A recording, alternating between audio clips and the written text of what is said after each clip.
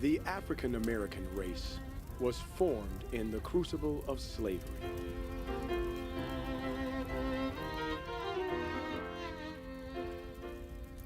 Artist Preston Jackson preserved the legacy of this unique people in bronze.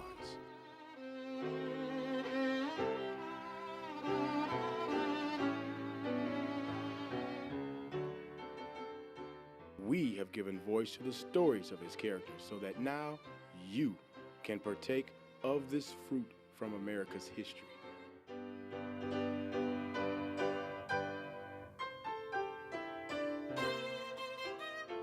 Fresh from Julienne's Garden, A Legacy in Bronze by Preston Jackson. For many years, I wanted to address, the question of race and social issues that occurred here in America, and in doing so, get a better understanding of myself and who I am. This body of work has always sort of been in my mind, for a long time.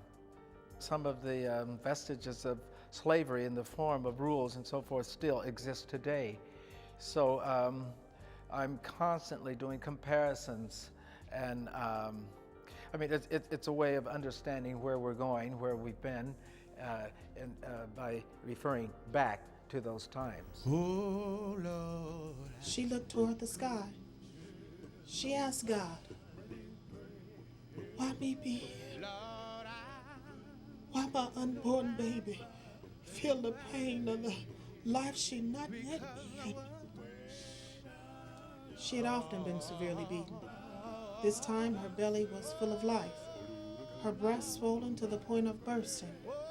The brutal lashing would cause her knees to buckle and she would fall forward. Before her were 3 dug-out earthen shapes prepared for her. This was done to preserve the infant and protect the breast to feed the baby. The peculiar economics of the South dictated that this valuable property not be destroyed. To beat one or to physically harm a person for the slightest infraction of a law or something was quite common. That old saying, to keep one in line. It's the same way you would treat an animal or a dog or something, So, that was a very difficult piece to talk about, but the pregnancy that we can see in the piece and the woman's expression on her face, the holes that are dug in the ground so that it would not hurt the baby, because it was the slave owner. This was property, and so her breasts had to fit in the ground, holes dug, and also the pregnancy, the stomach part. But that was very common treatment, not only to pregnant women, but all forms of torture and beatings, like pouring salt into the wounds and unnecessary torture that one delivered to another human being. And this is why the abolitionists were so much against slavery, and this is why people fought. There's large numbers of people who spoke out against slavery. I decided to use the title Fresh from Julienne's Garden, and the meaning of that is the fact that my great-grandmother, her idea of perfection was to teach us morals, especially through religion, and I felt as though she planted seeds. These are like fresh discoveries, fresh pieces of fruit, seeds that now bear harvest. Julienne, of course, is my great-great-grandmother, and since my family is so involved in this body of work, I chose the lives of my ancestors, both past and present. But these are their stories, in the form of digestible goodies and transferred, to an audience.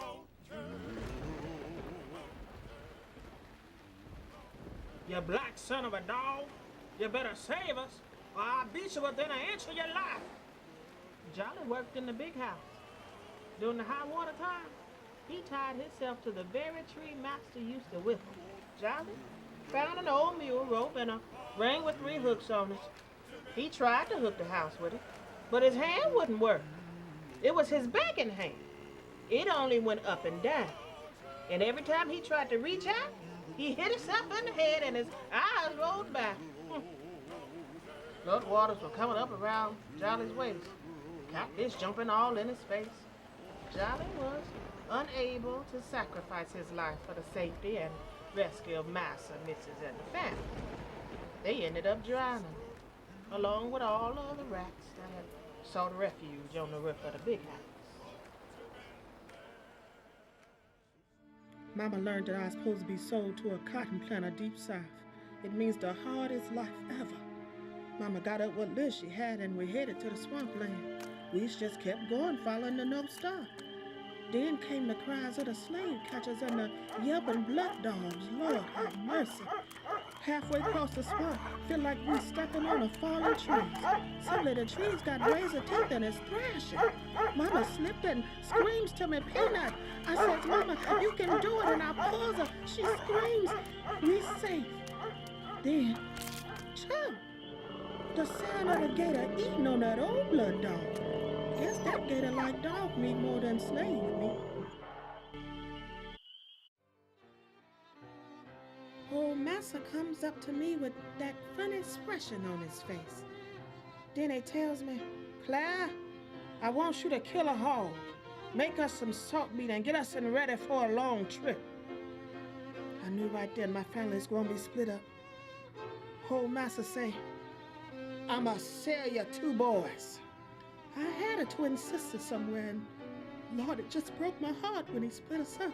I took that sharp, heavy axe and brought it down right on old Massa's head and clean through him. I made him 2 twins separated. I just stood there, waiting on him to come and get me. I just couldn't stand no more separation. Today, within my family and in society, many families all around the world, we're experiencing the lessons that were learned. So all of these incidents, whether they were considered negative or positive, we're all still affected.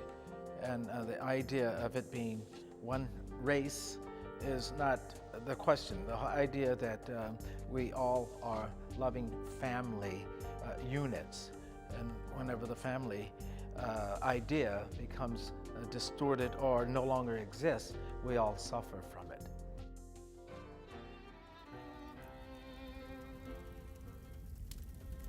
There were certain Jim Crow laws, courtroom situations, and slavery laws that took place. But of course, it's obvious that there were differences, but some of the vestiges of slavery in the form of rules and so forth still exist today. Placé is what you would call a person that is subjected to a form of ownership, she being owned by another individual.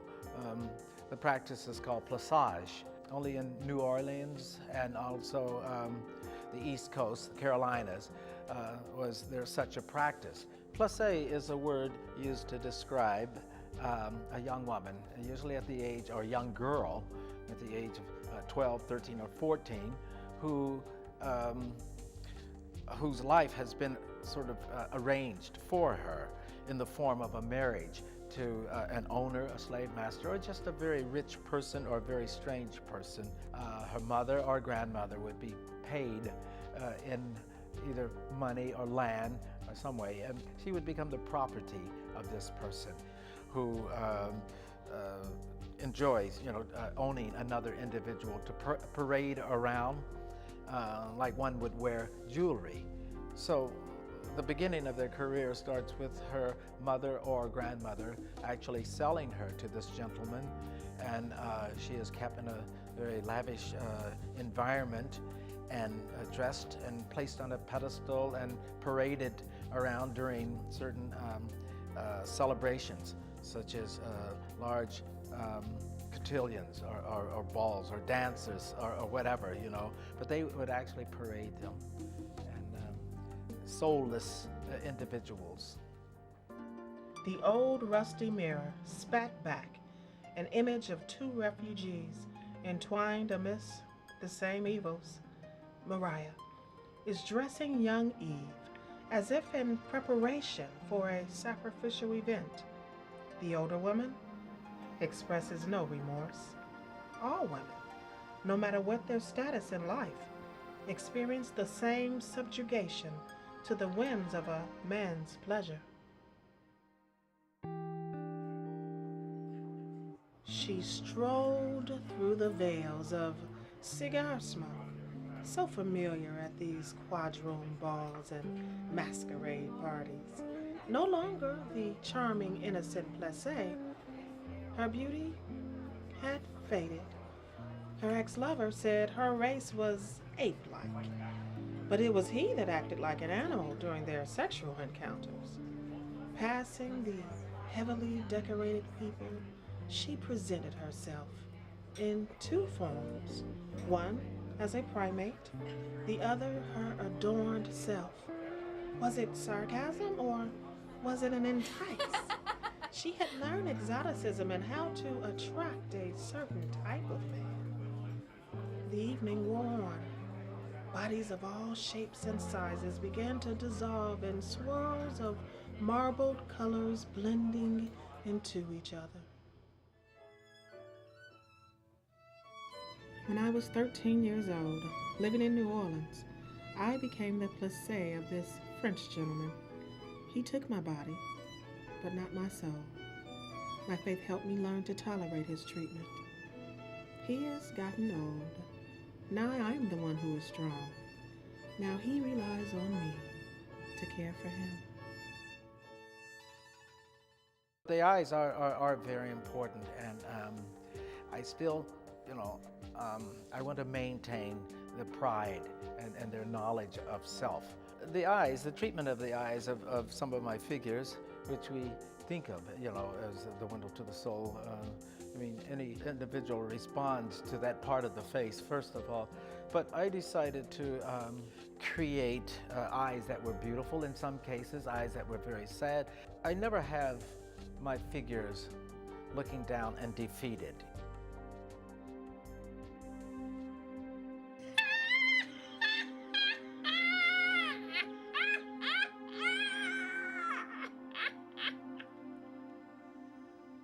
Pearlie Ann's man killed somebody.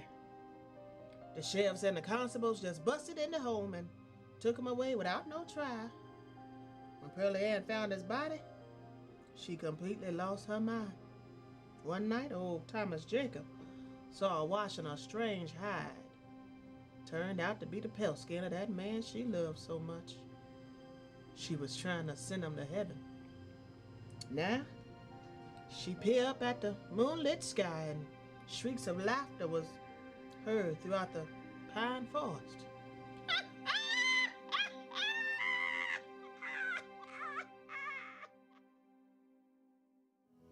My twin sister's still in the slave holding place, waiting to be executed for chopping her master in half. People say me and my sister look like African queens and all. If that's so, why is we treated like animals and things? Whew. This kindling's so heavy, my neck and back ache. Shh. I can't talk out loud about my trials and tribulations because I get whipped. The Lord gave everyone a way to express themselves. Me? I put things on me, sewed or tied to my coattails just like a crab that sticks things on them back. I expect that's me, just like that old crab.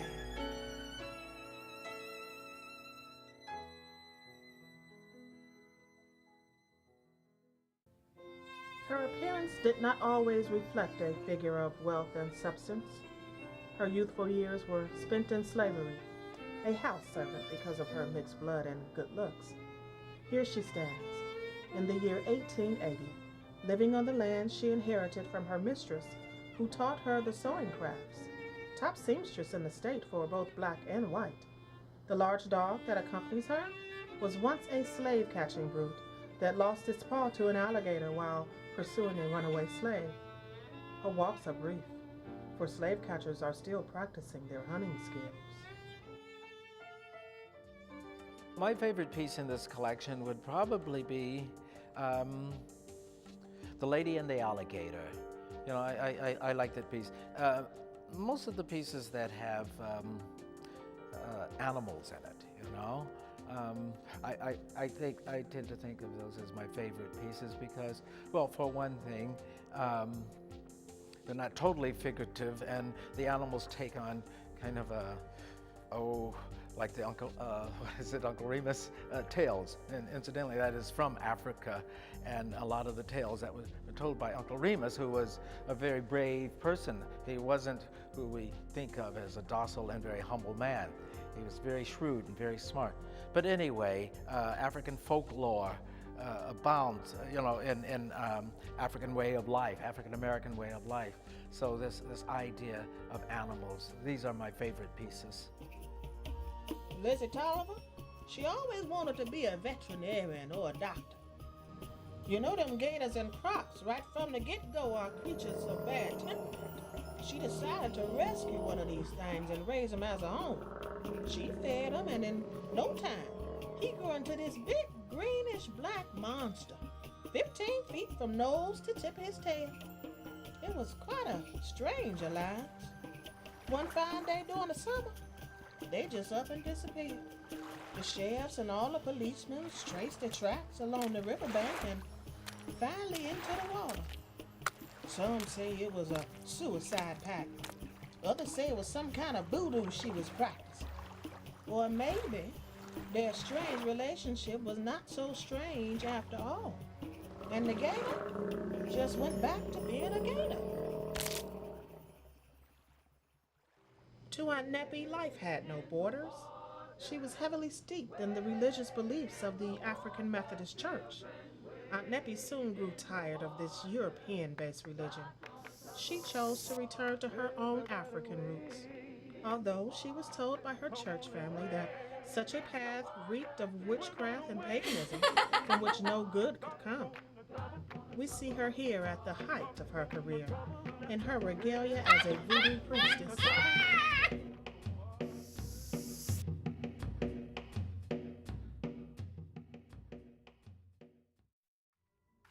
Lord, we went in all directions, not caring which way, just getting off this here plantation. We was told oftentimes by others that the travel is rough and the dangerous animals be plentiful. One night, we hears this loud howling growl, and standing there before us on two legs, as tall as a pine tree, was this black mama bear. That's when my husband rose up with some burning kindling in his hand.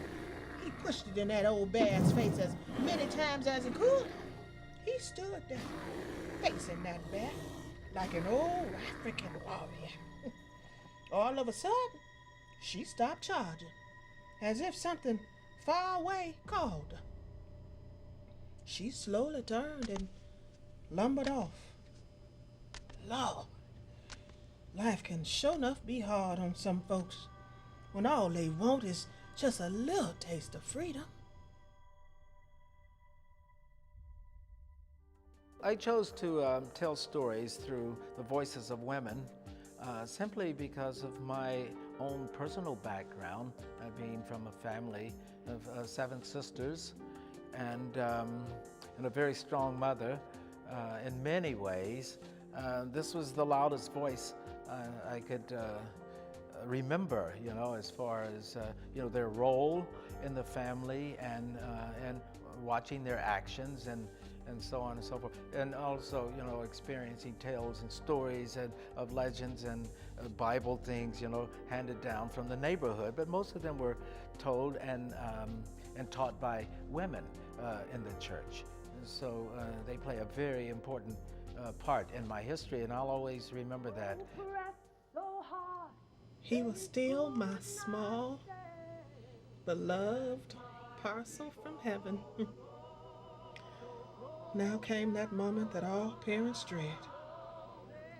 the giving of a child to war. People of lower economic status are the first and most called upon to surrender their children. Zeke is placed on a dead form of a war horse, weak and beaten. He and Zeke will not return.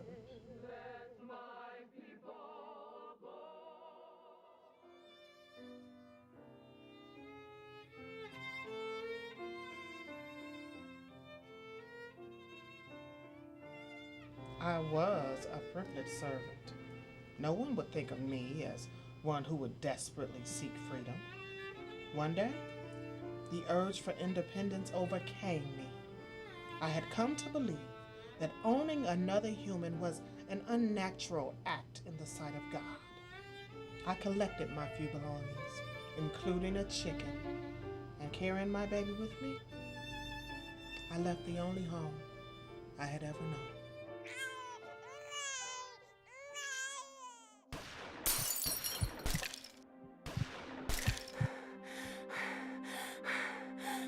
My name is Jasmine Livingston.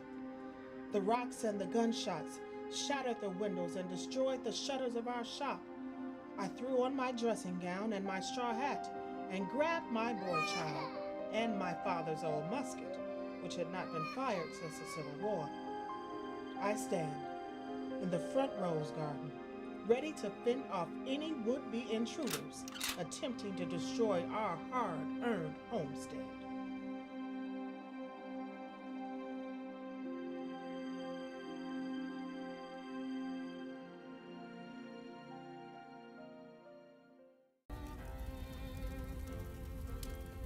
My way of overcoming the negatives in relations between races is to express it through the making of the art. It's a form of voice. It's a form of clearing it, to move it away from you, out of you, to deal with tension. I chose not to allow anger to overtake me, because I certainly have a lot to be angry about. Even my career is affected by color. One every day has to suffer from